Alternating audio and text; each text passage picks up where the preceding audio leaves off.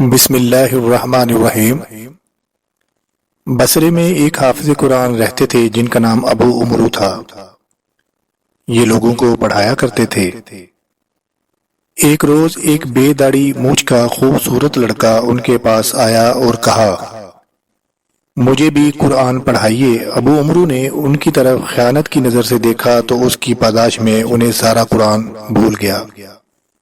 ابو عمرو بڑے گھبرائے اور پریشانی کے عالم میں حضرت حسن بصری رحمۃ اللہ علیہ کی خدمت میں حاضر ہوئے اور سارا قصہ عرض کر کے طالب دعا ہوئے۔ حضرت حسن بصری رحمۃ اللہ علیہ نے فرمایا کہ حج کا زمانہ قریب ہے، جا کر حج کر لو، اور جب حج کر چکو تو مسجد خیف میں جانا، وہاں تمہیں ایک بوڑھے شخص ملیں گے جو محراب میں بیٹھے ہوں گے، ان کی خدمت میں حاضر ہونا اور ان کے وقت کو ضائع نہ کرنا۔ جب وہ اپنے اوراد و وظائف سے فارغ ہو جائیں اس وقت اپنی عرض پیش کرنا اور دعا کے لیے کہنا۔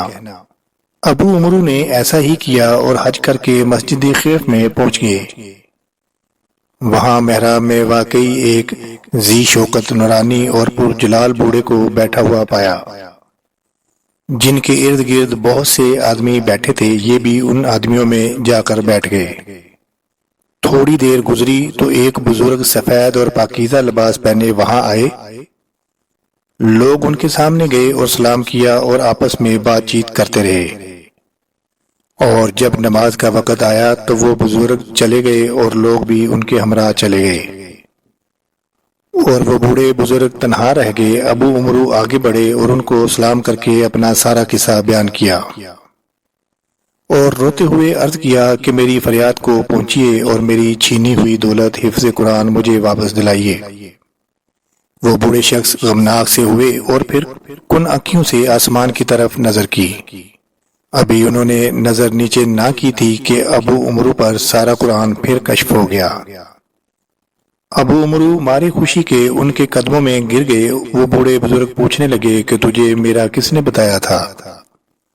ابو عمرو نے جواب دیا کہ حضرت حسن بصری رحمۃ اللہ علیہ نے۔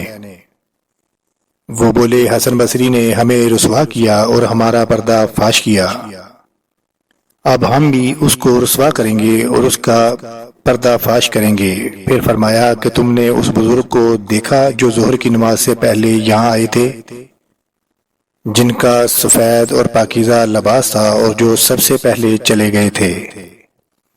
ابو عمرو نے کہا، ہاں دیکھا تھا۔ فرمایا وہ حسن بصری ہی تھے، ہر روز نماز ظہر بصرہ میں پڑھ کر یہاں آتے ہیں اور ہم سے بات چیت کرتے ہیں، اور دوسری نماز کے وقت بصرہ چلے جاتے ہیں۔ پھر فرمایا کہ جس کا امام حسن بصری جیسا ہو اس کو ہماری دعا کی کیا حاجت ہے؟ سبحان اللہ، جزاک اللہ احسن الجزا۔